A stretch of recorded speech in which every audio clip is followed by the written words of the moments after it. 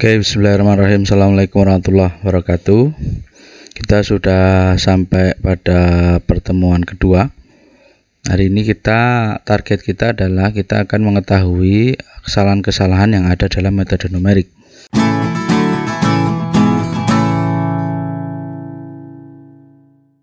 Tapi sebelum ke situ, saya akan menyampaikan terlebih dahulu, mengulang kembali apa yang kemarin saya sampaikan sekilas tentang mengapa kita menggunakan metode numerik.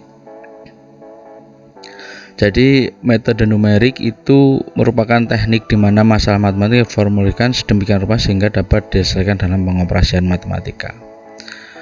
Jadi dalam metode numerik itu mengatasi kelemahan yang terjadi pada metode analitik. Nah, metode numerik ini menggunakan perhitungan aritmatika yang terkesan menjemukan. Jadi di numerik, namanya numerik ya, nanti angka-angka terus yang akan tapi angka itu harus kita maknai. Jadi angka-angka saja yang kita hitung, kalau kita tidak maknai ya hanya sekedar angka. Nah, di numerik ini nanti kita akan outputnya atau solusinya itu selalu berbentuk angka atau numerik. Jadi tidak berbentuk formula atau tidak berbentuk rumus. Jadi hasilnya kita dimulai dari angka dan nanti hasilnya juga angka. Nah, kalau di analitik kan misalkan kita turunan pertama dari fx sama dengan x kuadrat plus 3. Nah, nanti hasilnya juga atau solusinya ya dalam bentuk rumus atau formula atau turunan pertama dari fx tersebut. Nah, sekarang akan saya ilustrasikan bagaimana metode numerik itu bekerja. Kalian perhatikan ilustrasi ini, ilustrasi integral ini. Selesaikan integral berikut. I sama dengan integral dari negatif 1 sampai 1 4 min x kuadrat dx. Nah, kalau kita menggunakan cara analitik, ini bukan sesuatu yang rumit ya. Ini bukan sesuatu yang rumit. Jadi integral ini maka kita integralkan terlebih dahulu. Integralnya adalah 4x min sepertiga x pangkat 3 dari negatif 1 sampai 1. Kemudian kita substitusikan masing-masing batas atas batas bawahnya. 1 kita substitusikan mendapatkan 4 min sepertiga dikurangi negatif 4 plus sepertiga. Ini ketika negatif 1 disubstitusikan ya. Maka diperoleh hasilnya adalah 22/7 sama dengan 7/3, atau kalau kita desimalkan menjadi 7,33333 sebenarnya, tapi kita bulatkan sampai 2 angka di belakang koma. Nah, ini secara analitik ya, analitik integral tentu. Nah, kita ingat lagi bahwa integral tentu itu fungsinya adalah untuk mencari luas dan volume, ya kan? Nah, dalam konteks ini maka yang kita cari adalah luas. Jadi area dari kurva 4 min x kuadrat dibatasi dari negatif 1 sampai dengan 1 ya. Jadi area. Jadi yang dibatasi atau luasnya, luas di bawah kurva ini. Ini secara analitik berarti menghasilkan luas 7,33 satuan luas. Nah, bagaimana numerik bekerja? Sekarang kita perhatikan. Pertama, kita gambar dulu grafiknya. Grafik dari 4 min x kuadrat. Fx sama dengan 4 min x kuadrat. Kita hasilkan ini ya. Ini 4 min x kuadrat. Kemudian di sini kita akan membuat partisi ya. Ini dari kita akan membuat garis bilangannya dulu. Negatif 2, negatif 1, min setengah, 0, setengah, 1, 2. Mungkin ini skalanya kurang pas, tapi paling tidak sketsanya seperti ini ya. Nah, kita sudah tahu batasnya, berarti titik potongnya terhadap sumbu X itu negatif 2, yang sini 2. Kemudian kita tahu posisi negatif 1 di sini, 1 di sini, negatif setengah, setengah di sini. Jadi tengah ini 0. Ini adalah kurva 4 min x kuadrat. Nah, numerik ini bekerja tidak dari rumus ya, tidak dari formula dan tidak menghasilkan formula. Oke, jadi di numerik nanti prosedur ya, lebih kepada prosedur atau cara kerja. Tapi sebelum kita menentukan prosedur, tentu kita sebenarnya analisis terlebih dahulu grafiknya. Nanti pelan-pelan kita Nanti pelan-pelan akan kita pelajari bagaimana cara menyusun prosedur itu berdasarkan grafis-grafis yang ada atau grafik-grafik yang ada. Nah, dari kurva ini karena yang dicari luas, maka saya coba untuk mempartisi area yang di bawah kurva ini. Nah, ini saya partisi, saya saat negatif 1 sampai negatif setengah, setengah sampai dengan 0, kemudian setengah, 0 sampai setengah, setengah sampai dengan 1. Saya partisi ulang ya, saya tunjukkan gambarnya di sampingnya. Oke, ini di sini. Oke, saya buat grafiknya terlebih dahulu. Oke, ini kemudian ini sumbu X, ini sumbu Y. Kira-kira sketsanya seperti ini. Ini negatif 2, ini 2 ya. Nah, ini kira-kira di sini negatif 1, ini negatif setengah, ini 0, ini setengah, ini 1. Nah, ini kita partisi. Nah, kita potong segini. Nah, oke. Jadi kalian bisa lihat di sini ada P, Q, R, S. Oke ya, kira-kira bidang P, Q, R, S. Nah, di sini kalian bisa lihat bahwa luas di bawah kurva dari negatif 1 sampai dengan 1 itu adalah luas bidang P ditambah Q ditambah R ditambah S. Akan tetapi kita perhatikan bahwa bangun P ini tidak, kita nggak punya rumusnya, jadi kita kesulitan menghitung, maka kita dekati dengan bentuk trapesium.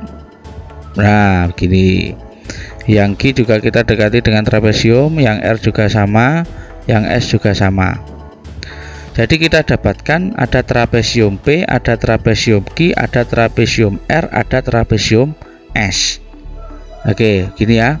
Ada P, Q, R, S, ada 4 trapesium, di mana 2 trapesium itu sama, P dan S. Nah, sekarang kita hitung luasnya. Kita coba analisis yang P ya. Yang P terlebih dahulu, kita coba analisis begini. Yang P kira-kira gambarnya seperti ini.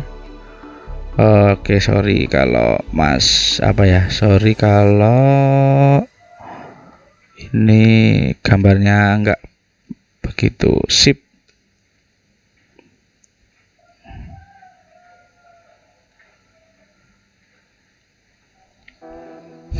Sorry.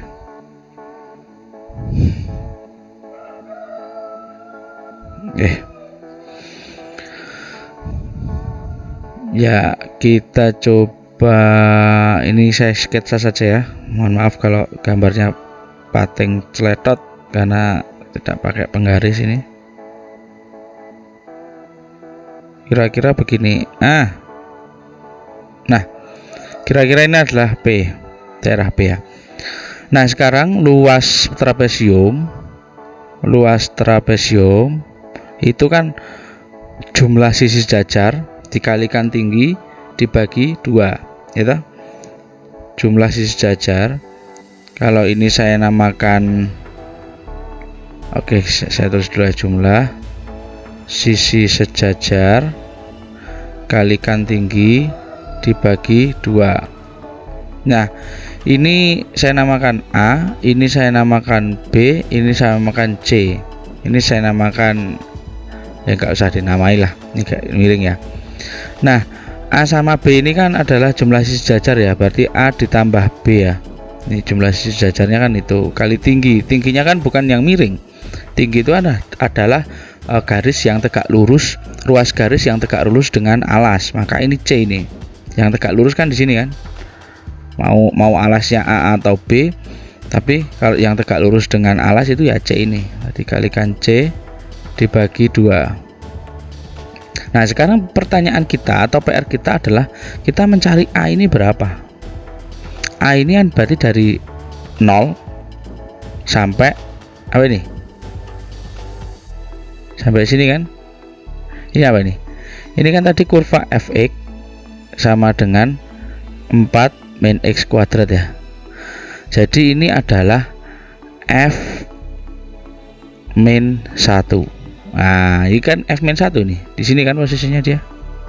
Nah, jadi di sini kan dia nilai ini titik ini adalah nilai fungsi fx ketika x nya sama dengan negatif 1, sehingga a nya bisa kita tuliskan f min 1 ditambah b nya bisa kita tuliskan, berarti b di sini kalian lihat di sini b nya di sini berarti yang b ini berarti f min setengah, berarti ini f min setengah. Oke, dikali tinggi itu kan berarti ini ya, berapa nih tinggi? Min 1 sampai min setengah, berarti setengah ya. Oke, ini berarti setengah per 2. Jadi ini adalah luas trapesium yang P. Oke, ini luas trapesium yang P. Oke, jadi ini luas P ya, tak tulis luas P. Ini luas P, berarti f min 1 kita substitusikan ke sini, berarti 4 min 1 kuadrat itu ditambah 4 min setengah kuadrat dikalikan setengahnya, berarti bagi 4 gini aja. Oke, saya kira kalian hitungan seperti ini sudah hafal ya, sudah canggih lah. Maka kita lihat di sini sama dengan 4 negatif 1 kuadrat kan 1, berarti 4 kurangi 1 3 ditambah ini 4 dikurangi ini kan setengah ya. Ya, ini sorry, ini min setengah. Min setengah kuadrat seperempat. 4 kurangi seperempat itu kan berarti 3 per 4 gitu. Nah, berarti ini dibagi 4, jadi sama dengan berapa nih? 6 3 per 4 dibagi 4, 6 3 per 4 dibagi 4, 6 kali 4 ini berarti berapa nih? 6 24 per tambah 3 27 per 16. Oke, itu kalau dalam desimal ya, kira-kira dalam pecahan. Nah, apa yang ingin saya sampaikan, bahwa yang ingin saya sampaikan adalah ini, luas P di sini kalian tahu ini. Jadi saya tambah P Q R S. Kenapa saya cukup menuliskan 2P tambah Q? Karena P sama Q bentuknya sama ya. Ini P sama Q ini bentuknya sama, tingginya sama, jumlah sisi sejajarnya juga sama, sehingga luasnya berarti sama. Maka ini kalian nanti analisis sendiri, ini nilainya, kemudian 0,5, kemudian nanti kalian jumlahkan. Setelah dapat ini tadi, setelah dapat ini kan luas P ya, berarti luas Q-nya, luas S-nya juga sama, adalah 27 per 16. Nanti tinggal ditambahkan. Kemudian kalian nanti mencari luas Q dan luas R, nanti dijumlahkan. Nah, nanti hasilnya akan kalian peroleh ini 7,225 hasilnya. Hasilnya nanti adalah luasnya seluruhannya atau luas dari I nya ini itu sama dengan 7,25.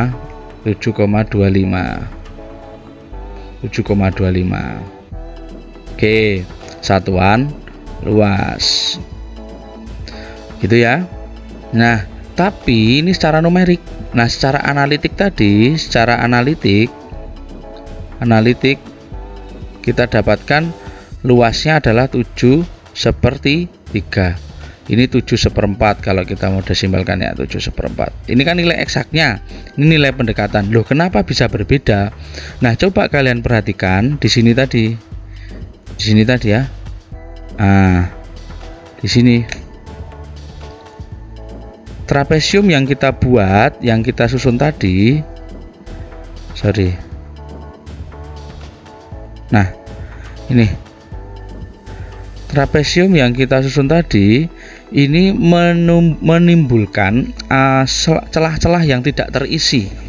Nah, yang tidak terisi inilah saya gambarkan di sini. Nah, ini adalah errornya di sini. Ini errornya. Ini yang karena gambar saya tidak pakai penggaris ya, pakai pen. Jadi ini merah-merah ini. Nanti kalau kita perlebar lagi kan tentu akan lebih. Wah, ini akan. Nah, ini ya. Ada celah-celah yang tidak terisi di sini. Itu yang menyebabkan ada selisih. Artinya apa? Semakin kita partisi lagi lebih kecil, maka selisihnya itu akan semakin kecil lagi. Ya. Nah, semakin kita misalkan kita partisi menjadi 10, tentu akan lebih mendekati 7/3 ini. Ya, 7/4 ini akan lebih mendekati ini 7/3. Jadi ada selisih. Nah, selisih inilah yang namanya error, ya. Selisih ini yang namanya error. Ada selisih yang menyebabkan error.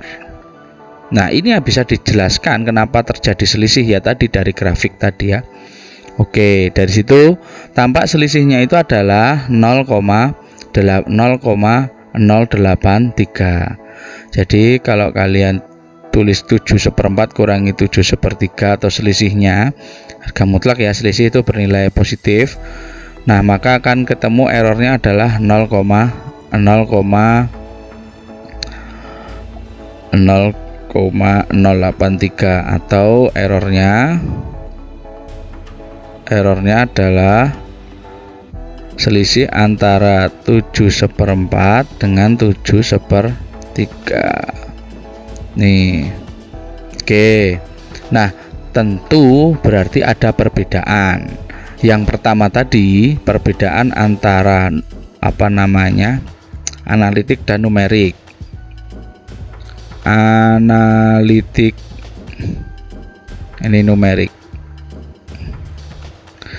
Tadi hasilnya output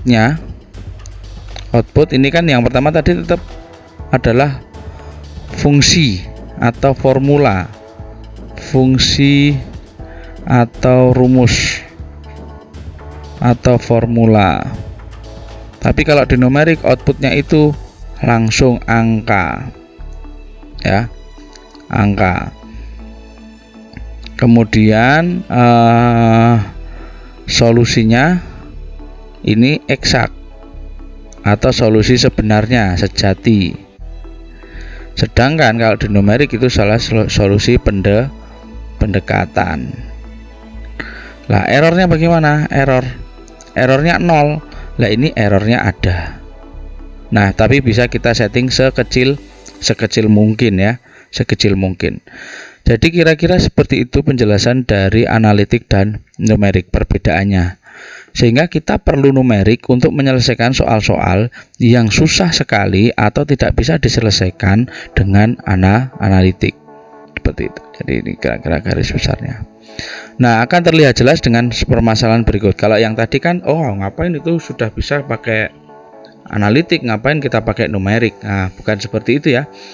Tetapi ini yang soal sederhana tadi itu bisa menjelaskan bagaimana dua metode itu bekerja dengan cara kerja yang berbeda, tetapi tujuannya sama. Oke. Nah, sekarang akan tampak sekali pada dua masalah ini. Jalan, selesaikan sistem persama linear SPL sebagai berikut. SPL berikut ini, kalian menyelesaikan SPL ini jika dilakukan secara analitik, maka akan butuh banyak sekali kertas, ya, akan butuh lembar, mungkin satu HVS bisa penuh dengan tulisan yang kecil-kecil. Tetapi ketelitiannya pun juga akan menurun karena banyak sekali variabel ini ya. Ada 4 variabel dan 4 persamaan. Ini baru 4 Bagaimana kalau 6 variabel 6 persamaan, gitu? Nah, kalau dulu di aljabar linear elementer kalian sudah belajar Gauss-Jordan, itu bisa dipakai juga. Tapi ketika sudah terlalu banyak pun Gauss-Jordan juga akan kesulitan menyelesaikan permasalahan tersebut. Nah, sekarang nomor 2, tentukan akar polinomial fx sama dengan x pangkat 4 min 6 x pangkat 3 min 7 2x kuadrat min 27x plus 5. Ini bisa nggak kalian tentukan akar polinomialnya? Kalau seperti ini kalian masih bisa mungkin ya. Ini coba saya geser lagi. Akar. Nah, oke. Saya tuliskan ini.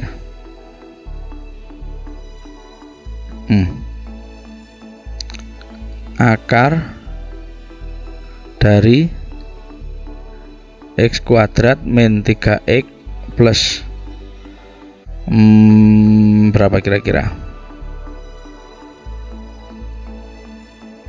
Plus 2 misalnya. Akar dari ini kan misalkan. Atau faktornya. Ya kan? Kalau ini kan biasa kalian x min 2, x min 1 sama dengan 0. Berarti x sama dengan 2 atau x sama dengan 1. Ini akarnya. Tapi kalau sudah seperti ini,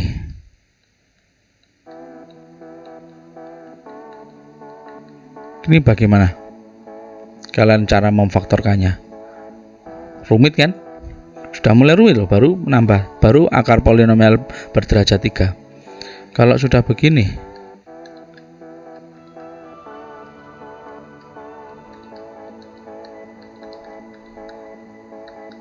ini bagaimana menyelesaikan ini secara analitik? Akan susah, sehingga butuh namanya numerik. Tapi apakah numerik saja? Apakah kita ya sudah kalau gitu belajar numerik saja cukup? Ya nggak bisa begitu juga. Kalau soal yang bisa diselesaikan secara analitik seperti ini mudah, dan kita bisa mendapatkan solusi sejatinya, solusi eksaknya, ini ya lebih baik pakai analitik karena mudah dan cepat. Kalau pakai numerik lama mungkin, gitu. Nah, tapi kalau yang susah-susah pakai numerik, ya solusinya nanti berbentuk angka. Begitu kira-kira penjelasannya, gambarnya. Oke, itu semoga sudah ada gambaran ya tentang metode analitik versus metode numerik. Jadi yang perlu kita pahami ketika kita mempelajari sesuatu ya, mengapa kita belajar itu, gitu. Nah, sekarang kita akan belajar tentang kesalahan dalam metode numerik. Kesalahan dalam metode numerik itu ada 2. Yang pertama error mutlak, yang kedua adalah error relatif. Nih, error mutlak dan error relatif. Apa itu error mutlak dan error relatif? Tadi sudah kita ketahui ya, sudah saya jelaskan ya. Dalam numerik itu pasti akan ada error atau kesalahan. Nah, tadi kesalahan error itu ada sumbernya, ada jenisnya. Nah, yang pertama adalah error mutlak, yang kedua error relatif. Error mutlak itu adalah selisih nilai sebenarnya. Jadi hasil penyelesaian analitik dengan nilai pendekatan, hasil penyelesaian numerik. Gitu. Nah, secara matematis rumusnya itu ini. Error sama dengan harga mutlak X min X topi atau X bar. Ya, oke. Jadi ini error mutlak selisihnya. Nah, kalau relatif adalah error relatif sama dengan error mutlak dibagi nilai sebenarnya dikali 100%. Nah, terus bagaimana, kapan menggunakan dua jenis error ini? Nah, sekarang kita ilustrasikan lagi. Jadi kalau error mutlak itu menunjukkan selisihnya, tapi kalau error relatif itu kan persentase atau besar tingkat kesalahan, ya, tingkat kesalahan. Jadi persentase. Nah, sekarang begini, diketahui panjang jembatan dan pensil, ya, jembatan dan pensil itu panjang sebenarnya itu berturut-turut jembatan itu 10 meter, pensilnya 10 cm. Jika jembatan dan pensil diukur dengan suatu alat ukur berturut-turut, itu jembatan itu nilainya ternyata 999 cm. Sementara pensil ketika diukur itu 9 cm. Nah, kita hitung error mutlaknya. Error mutlak dari jembatan itu 1 cm. Sementara error relatifnya itu adalah 0,1%. Jadi 1000 kurangi 999 sama dengan 1 cm. Error relatifnya adalah 1 cm dibagi 1000. 1000 itulah nilai sebenarnya, dikalikan 100% sama dengan 0,1%. Sementara di pensil error mutlaknya itu X min X bar atau X top ini selisihnya ya, harga mutlak 10 dikurangi 9 menghasilkan 1 cm juga. Jadi error mutlaknya itu sama-sama 1 cm ya. Akan tetapi error relatifnya yang di sini itu 10%, sementara yang di jembatan itu 0,1%. Oke, jadi alat ukur yang digunakan ya, alat ukur yang digunakan untuk mengukur itu lebih teliti yang digunakan untuk mengukur jembatan, bukan pensil. Kalau alat ukur pensil tadi digunakan untuk mengukur jembatan, jadi setiap 10 cm dia menghasilkan satu selisih perbedaannya 1 cm, maka kalau mengukur 1000 cm, maka kan 10%-nya kesalahannya. Berarti 100 cm. Berarti selisih jembatannya itu adalah 1 meter. Berarti kan nggak nyambung. 1 meter kalau di jembatan itu kan berarti jembatannya nggak ya nggak nyambung. Kalau 1 cm masih bisa ditolerir lah jembatan kalau selisihnya 1 meter. Kira-kira seperti itu ya, error mutlak dan error relatif. Ini dua jenis error seperti ini. Tentu error-error ini ada penyebabnya. Nah, ada dua sumbernya. Yang pertama adalah error pembulatan. Kenapa ada error pembulatan? Kalau kita pernah menghitung pi ya, pi itu kan 22/7 ya, 22/7. Kalau kita ngitung nilai pi itu kan 22/7. Kalau kalian ngitung, coba kita hitung pakai kalkulator ya, kalkulator. Nah, kita tunjukkan kan 22 dibagi 7. Nah, ini nilainya. Oke, ini kan nilainya sampai 143. Coba sekarang kita pakai Excel. Biasanya Excel itu lebih teliti. Kita mencari nilainya 22/7. Nih, dan lihat nih. Oke, ini kan sama ya, berarti 3,142857143. Nih ya, berarti yang di kalkulator ya 3,142. Nah, ternyata nih 57148 57143 yang di sini cuma sampai 57143 ya kan, lebih teliti yang ada di kalkulator. Ini kalau saya tambahi, nah, masih bisa saya tambahi terus. Oh, berarti sampai sini, sampai 571400000 ini ya. Ini sampai 5714. Yang di sini sampai 57143. Oke. Ini kan? Oke, berarti kelihatan ya ada perbedaan. Ada perbedaan. Namanya error pembulatan. Nah, di sini pi kita itu bernilai nih. Kalau nilai sebenarnya itu 3,1415796, tapi kita bulatkan menjadi 3,14. Ya kan? Berarti kan ada yang kita bulatkan ini. Ini ada 6 kita bulatkan menjadi 3 kita bulatkan ke atas, ini menjadi 0 ya, ini jadi 6 kita bulatkan ini menjadi 2 kita naikkan ke atas kan tetap 4, ini artinya 3,14.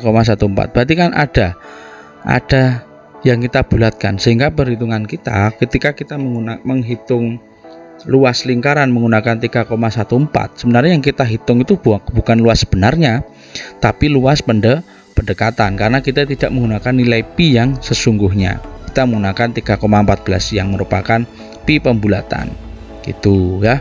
Itu error pembulatan. Nah, kemudian error pemotongan bagaimana? Error pemotongan, kalian lihat sini, kesalahan yang terjadi sebagai akibat tidak dilakukannya hitungan sesuai dengan prosedur matematika yang benar. Misalkan suatu proses tak terhingga dihitung atau diganti dengan proses berhingga. Saya tunjukkan juga dengan hitungan nanti di oret-oretan. Ya. Oke. Nah, ini.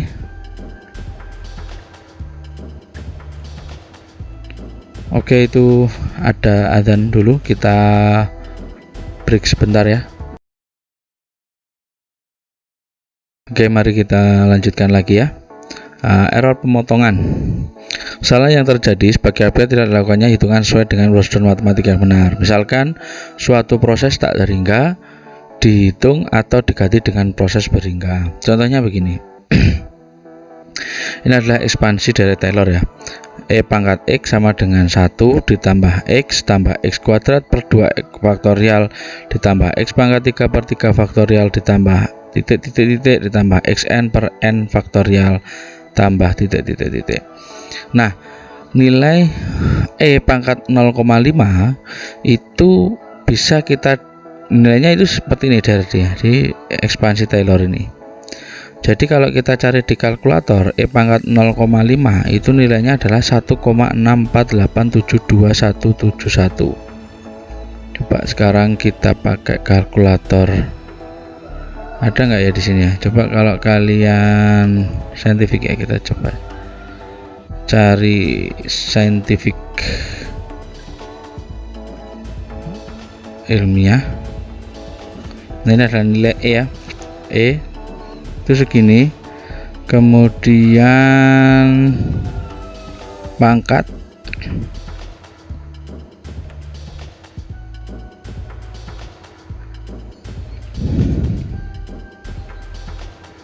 sorry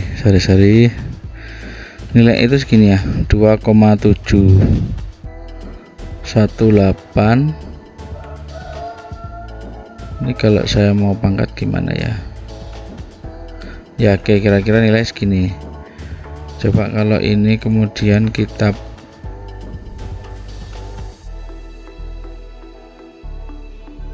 ini nih X pangkat Y. Jadi ini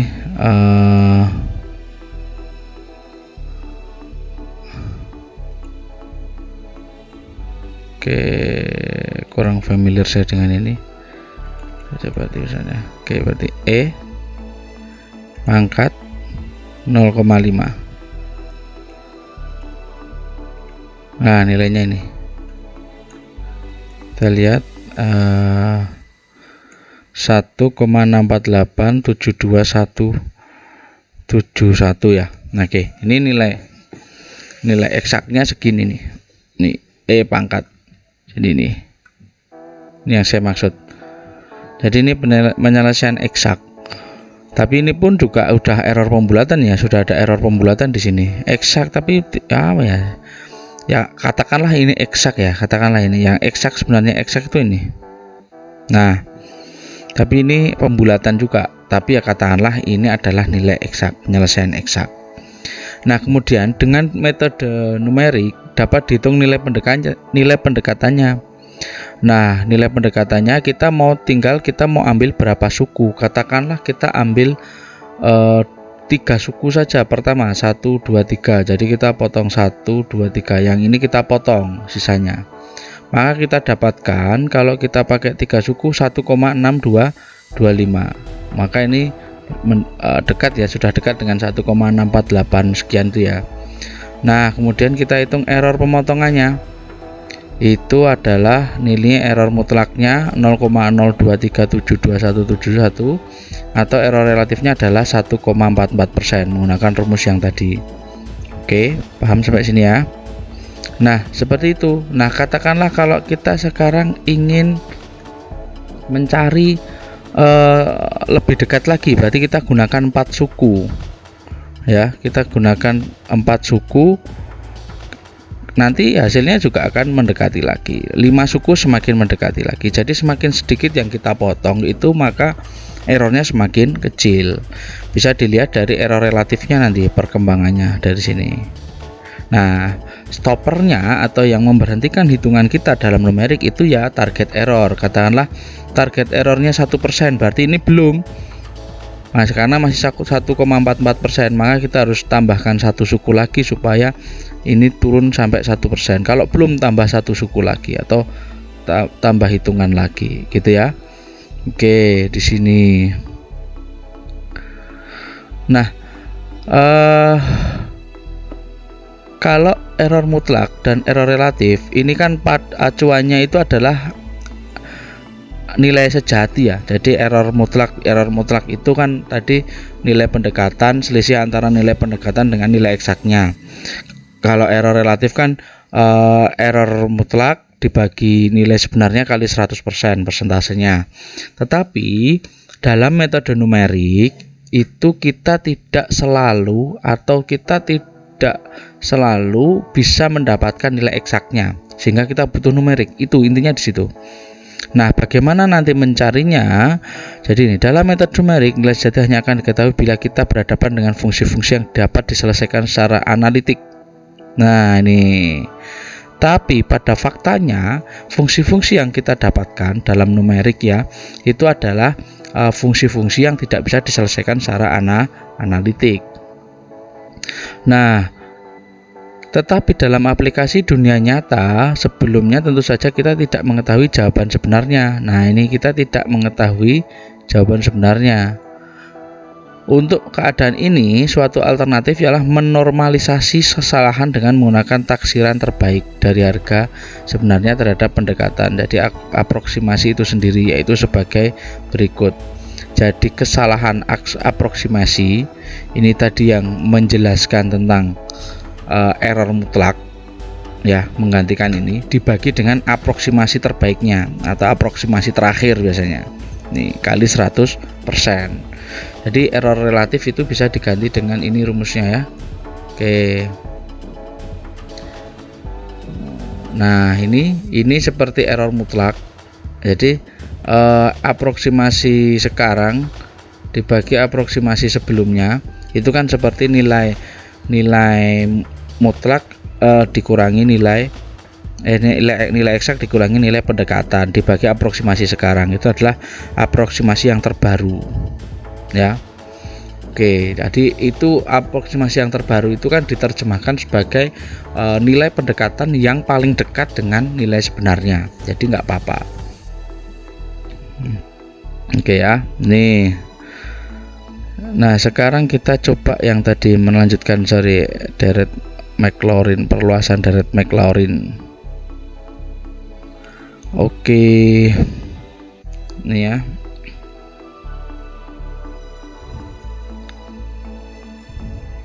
Fungsi eksponensial ini satu, jadi lebih banyak suku tambahan aproksimasi menjadi taksiran yang jauh lebih baik dari pangkat X sebenarnya. Persamaan ini disebut dengan perluasan Deret-Maclaurin. Yang tadi namanya perluasan Deret-Maclaurin. Oke, saya ralat ya tadi ya, perluasan Deret-Maclaurin. Nah, ini tadi kita dapatkan bahwa kalau kita menggunakan 2 suku ya, ya, maka kita dapatkan errornya ini 9,02%. Oke, kemudian error relatifnya itu adalah 33,3%. Coba kalian nanti menghitung, kalau menghitung 1 suku nilainya 1, errornya ini 39,3%. Kalau dengan 2 suku itu 1,5, 9,02%. Kalau 3, 1,625 itu nilainya adalah 1,44%. gitu ya. Kalau suku yang keempat itu 0,1775. Ini coba ini kalian buktikan hitungannya. Coba kalau kita buktikan ya, yang perluasan deret Maclaurin tadi ya. Perluasan deret Maclaurin tadi kita hitung sampai 4 suku coba. Oke, kita coba hitung 4 suku. Berarti yang ingin kita cari adalah E pangkat 0,5. Berarti kita gunakan 1 tambah 0,5 ditambah 0,5 kuadrat per 2 faktorial ditambah 0,5 pangkat 3 per 3 faktorial. Yang ini kita buang, kita potong menjadi 1,5 ditambah 0,25 per 2 ditambah 0,125 per 6. Ini kan 3 per 2 ya, tambah 0,25 per 2 ditambah 0,125 per 6. Ini kita samakan penyebutnya menjadi per 6 semua, sehingga ini menjadi 9. 0,25 kali 3 berarti 0,75. Ini 0,125. Sekarang kita gunakan kalkulator, kita coba hitung. 9 ditambah 0,75 ditambah 0,125. Oke, ini sama dibagi 6. Nah, kita dapatkan hasilnya adalah 1,6458333. Jadi ini kalau menggunakan 4 suku. Sekarang kita coba hitung error mutlaknya.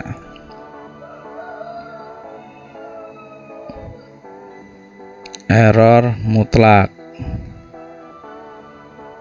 yaitu selisih antara 1,6458333 dikurangi 1,6 berapa tadi nilai error sejatinya?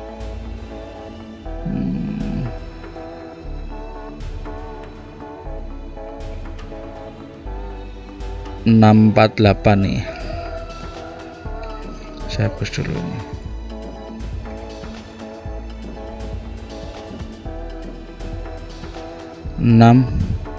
648727171.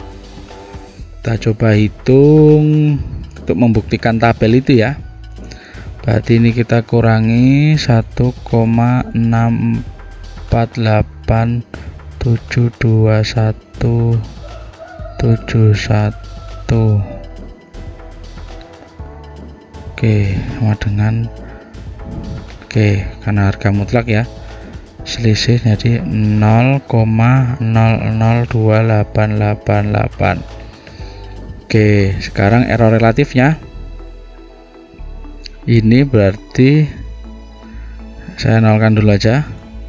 0,002888 dibagi 1,648727171 kali 100 berarti udah berapa nih?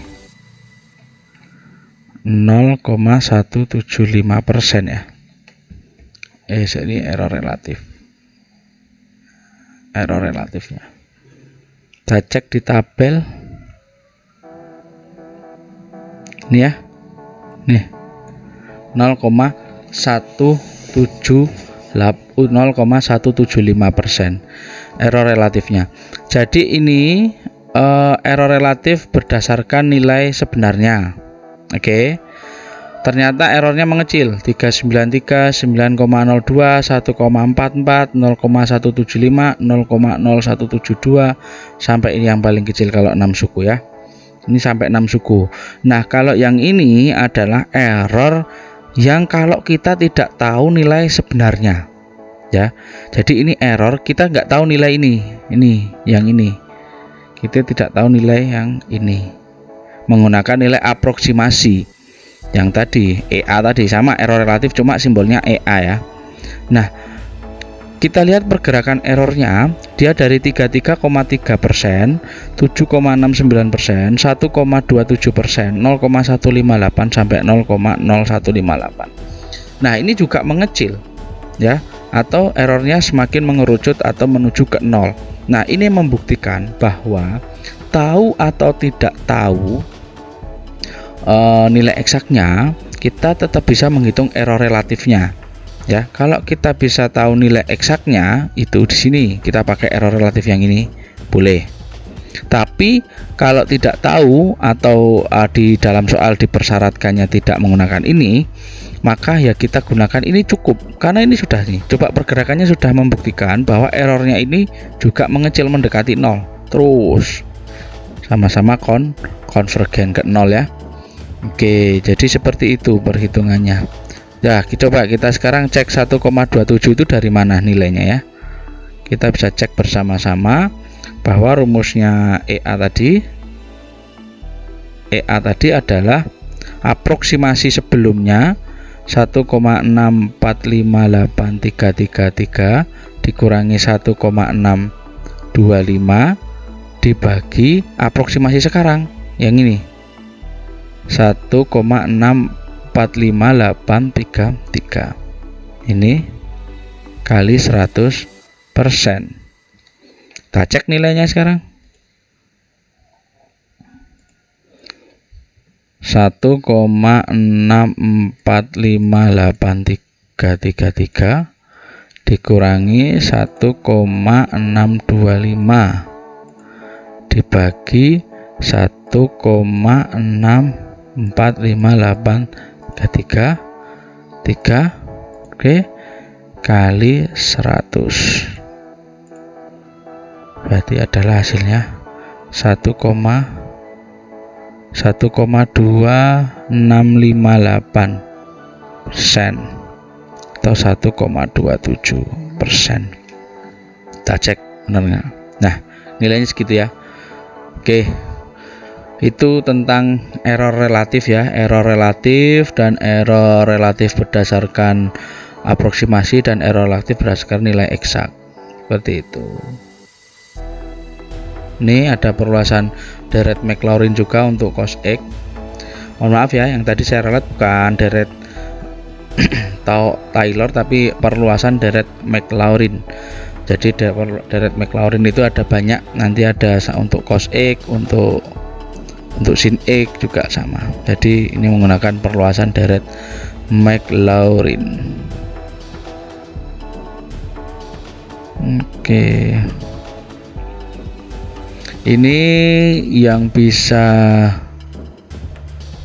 saya sampaikan untuk pertemuan 2 ini. Semoga bisa menjadi tambahan pengetahuan untuk kalian. Minggu depan kita akan membahas tentang akar persamaan nonlinier. Kita mulai dari metode tertutup, metode tabel. Nah, sebagai bahan belajar kalian, silahkan kerjakan saja yang ini aja deh, yang nomor 1 deh.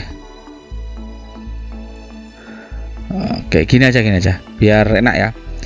Yang laki-laki, yang nomornya ganjil, itu silahkan kerjakan nomor 1. Yang nomornya genap silahkan kerjakan nomor 2. Yang nimnya ganjil kerjakan nomor 1. Yang nimnya genap kerjakan nomor 2. Gitu ya. Oke, tugasnya itu silahkan dikerjakan, waktunya 1 minggu, supaya bisa kalian pikirkan atau kalian latihan supaya benar-benar memahami konsep error dalam metode numerik ini. Oke, waktunya 1 minggu, nanti lewat Google Classroom ya, akan saya siapkan Google Classroom-nya untuk mengunggah tugas ini. Terima kasih atas perhatiannya, kurang lebihnya maaf. Assalamualaikum warahmatullahi wabarakatuh.